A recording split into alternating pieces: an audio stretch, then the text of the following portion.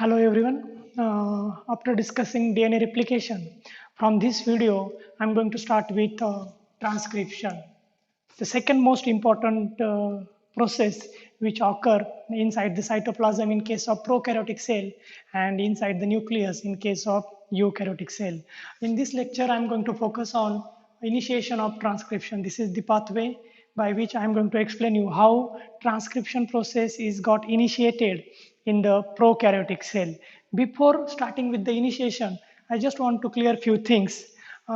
Transcription is the process which occur in both pro and eukaryotic cell in which double-stranded DNA is used for synthesis of single-stranded RNA. We know that RNA is a ribonucleic acid which mainly act as a messenger molecule that convey the message of DNA from nucleus to cytoplasm in case of eukaryotic cell. The main enzyme which is used in this process by cell is RNA polymerase. As we see in DNA replication, the major enzyme is DNA polymerase.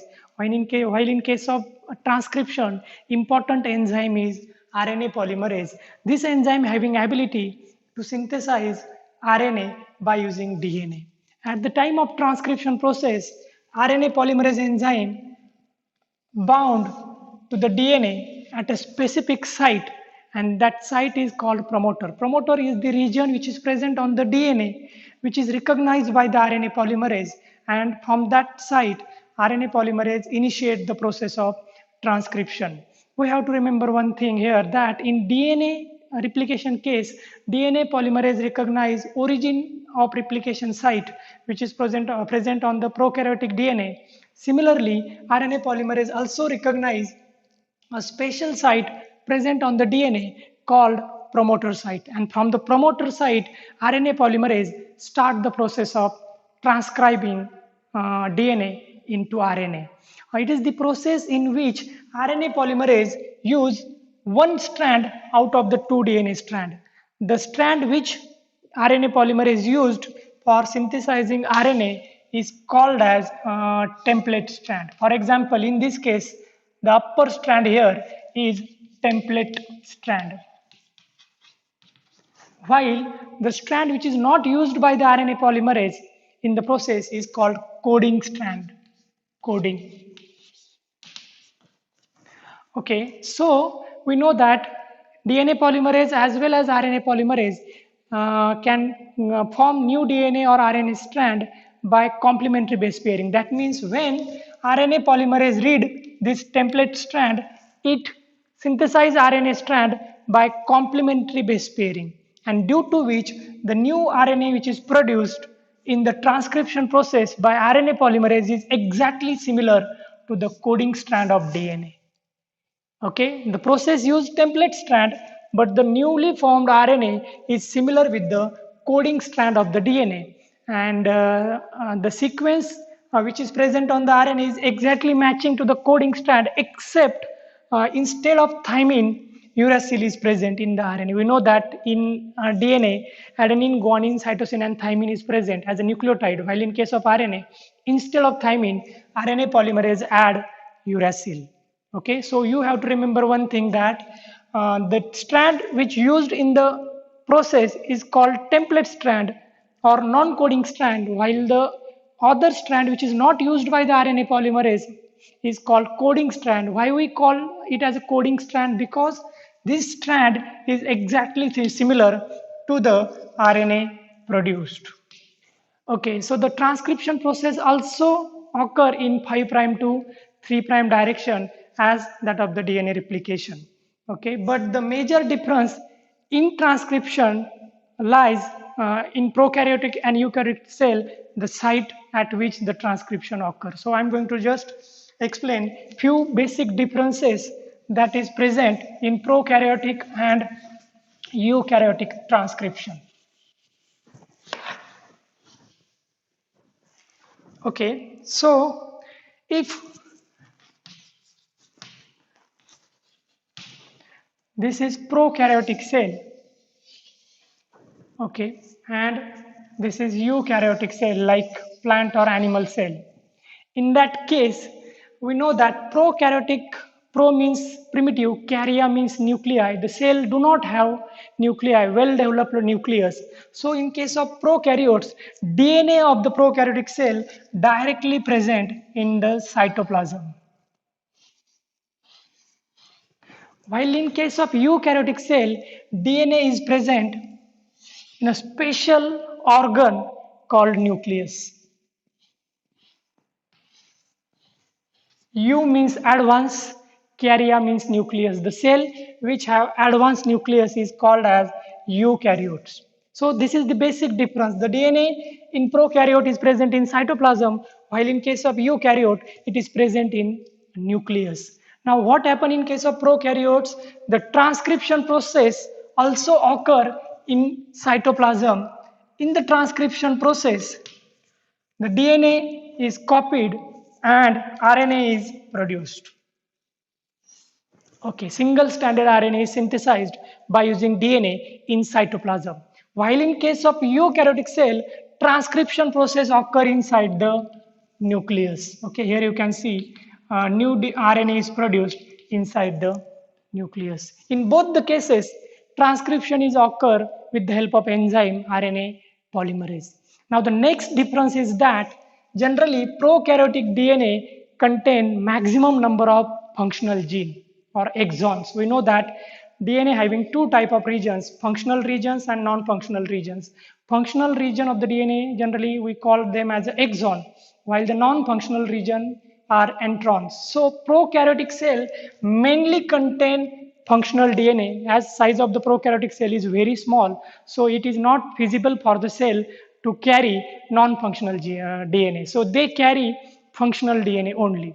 Okay, so the RNA which is produced in prokaryotic cell is also carry only functional genes. So it can directly undergo translation process. That means RNA is read by the ribosome, and from the RNA a protein is produced, functional protein is produced, and by using this protein cell carry out all the necessary activities inside it. Okay, so without the protein cell cannot survive, and the signal for production of the protein come from the DNA, so we call DNA as a VIP molecules.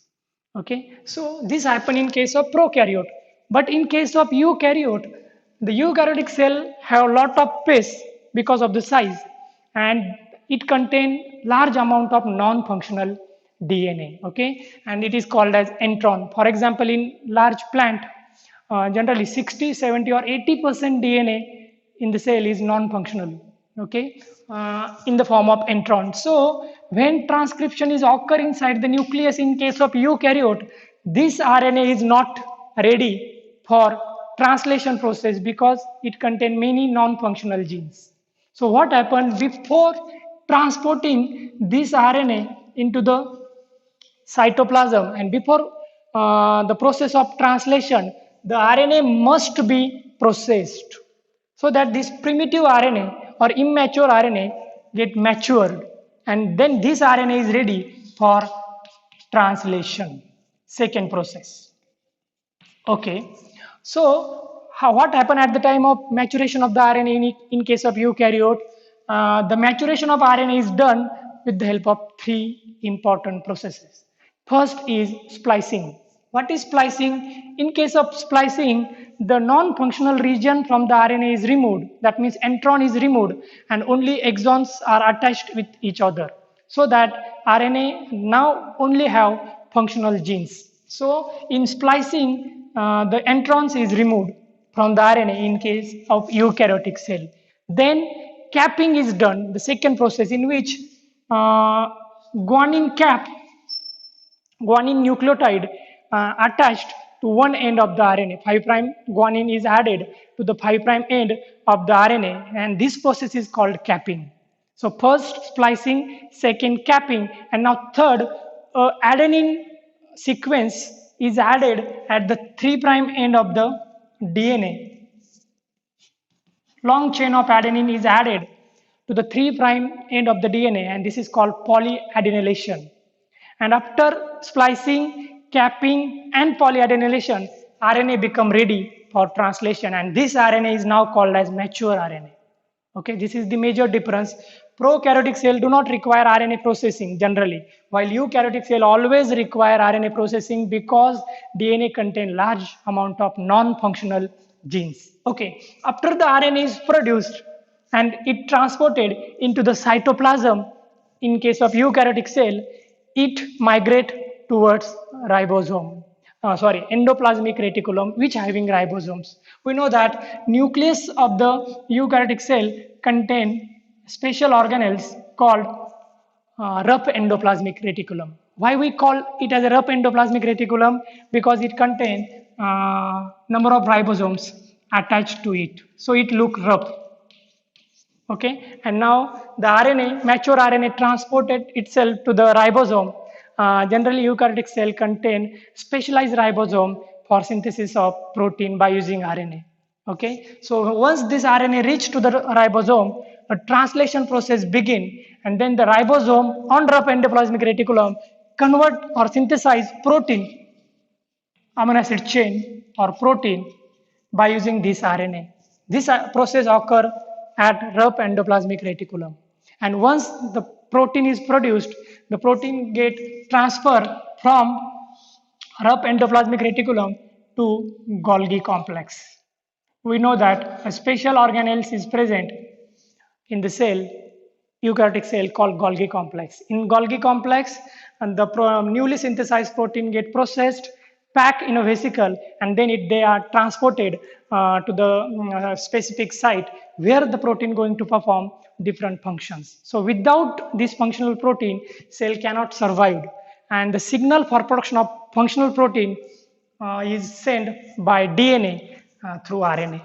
So the RNA is nothing but the signal transferring molecule or the molecule which transfer message from DNA to the cytoplasm. Okay, so we can call RNA as a postman because it only perform the duty of transferring message from DNA to cytoplasm. Sometimes student may ask why DNA direct, why not DNA directly come in cytoplasm and deliver the message? But we know that DNA is the molecule which is very important for the cell. If the DNA is damaged, cytoplasm contain number of enzymes like restriction endonucleases, okay, lysosomes, which we call as a suicide bag.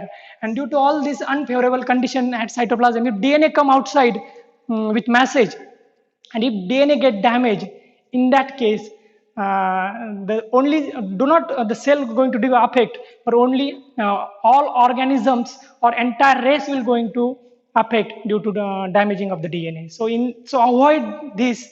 DNA is generally present inside the nucleus. Cell do not allow DNA to come out, and the message DNA pass in the form of RNA.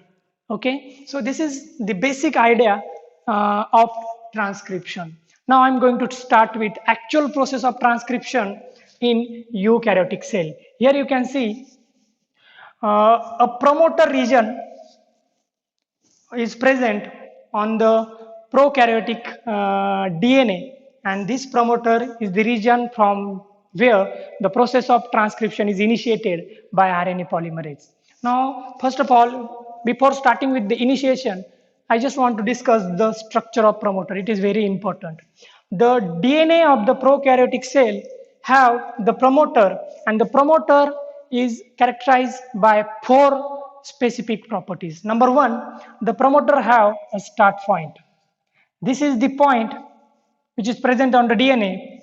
From this point, RNA polymerase will going to start the process of transcription.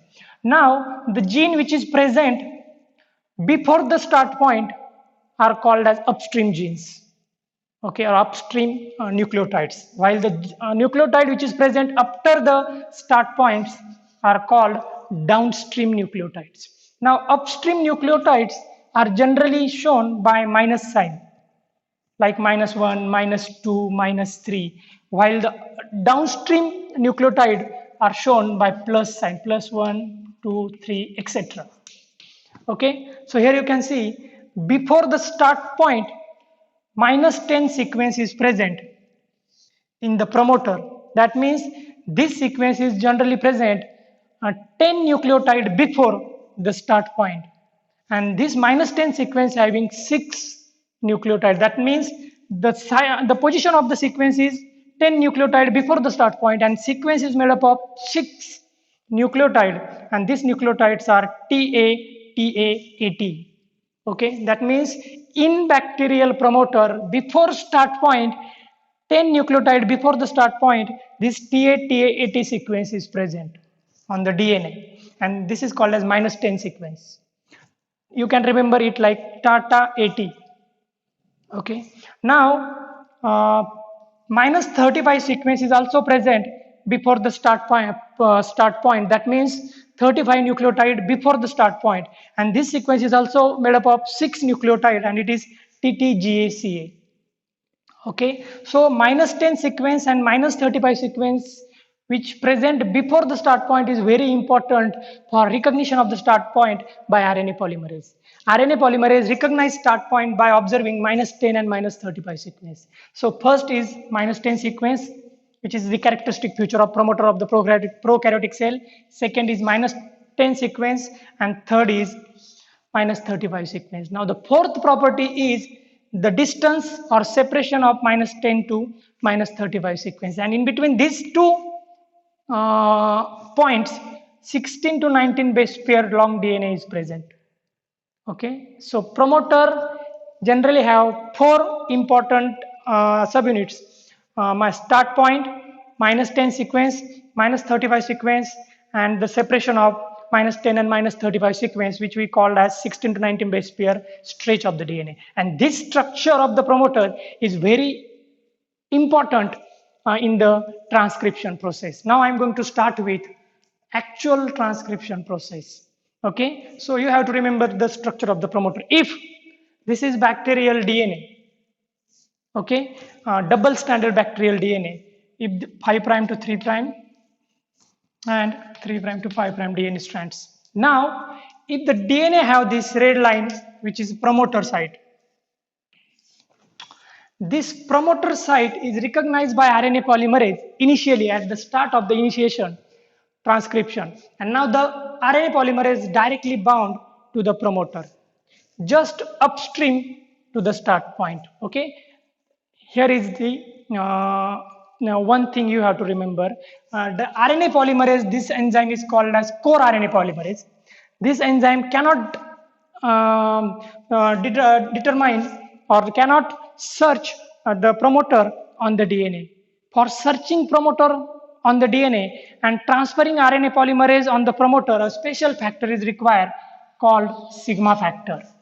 So what is the role of sigma? Sigma search or scan the DNA for the promoter, and after finding the promoter, sigma upload RNA polymerase on the promoter. So the only function of sigma is transfer the RNA polymerase on the promoter stably. Once this sigma factor transfer the RNA polymerase on the promoter of the DNA, the process of transcription got initiated. Okay, so after binding to the promoter, RNA polymerase can start the process of initiation. Now here you can see, now the complex is produced which having DNA and RNA polymerase, 2 different members. So it is called as binary complex. Binary complex. And what is this closed? Because DNA is still not melted, hydrogen bonds are still intact. So we call this complex as a closed binary complex. In closed binary complex, DNA is intact, and on the promoter of the DNA, RNA polymerase is attached along with sigma. RNA polymerase and sigma, this complex is called as holoenzyme complex. Similar with the DNA polymerase we have already discussed in replication process. Once this complex bound to the promoter, next step of the initiation begin, which is called as DNA melting. In the DNA melting, RNA polymerase melt hydrogen bonds which is present between the 2 DNA by ATP hydrolysis, and due to melting of these hydrogen bonds, a bubble is produced in the DNA, and now the complex become open binary complex. Closed complex convert into open complex by RNA polymerase by melting the bases, hydrogen bonds which is present between the bases. Okay, after separation of the two strand in open binary complex, RNA polymerase select one strand for transcription while other strand is act as a coding strand. So in the transcription process, now RNA polymerase will going to only use this strand. And now we know that this strand is called template strand while the opposite strand is called coding strand. Okay, so after conversion of closed binary complex into the open binary complex, the next step begin in which ternary complex is produced. Okay, what is ternary complex? Now RNA polymerase try to start the process of transcription by copying this strand and synthesizing new RNA fragments. But what happened at this point? Very important step. Due to synthesizing short RNA fragments, the ternary complex is produced which having DNA, RNA polymerase and newly synthesized short RNA fragment. Three different partners are present in this complex, so we call it as a ternary complex. Okay, and the process in which open binary complex convert into ternary complex is called abortive initiation. Why we call it as abortive initiation? Okay, because sigma factor is still present on the RNA polymerase and sigma factor block the RNA exit channel which is present on the RNA polymerase. RNA polymerase enzyme have hand-like structure with palm, finger and thumb domain. I'm going to discuss the structure of RNA polymerase in detail in my next elongation video. But you have to remember RNA polymerase look like this. The RNA polymerase, when move on the DNA, the newly synthesized RNA is exit from the RNA polymerase through a channel called RNA exit channel. And that channel is blocked by sigma factor. So due to presence of sigma factor, RNA polymerase cannot move forward.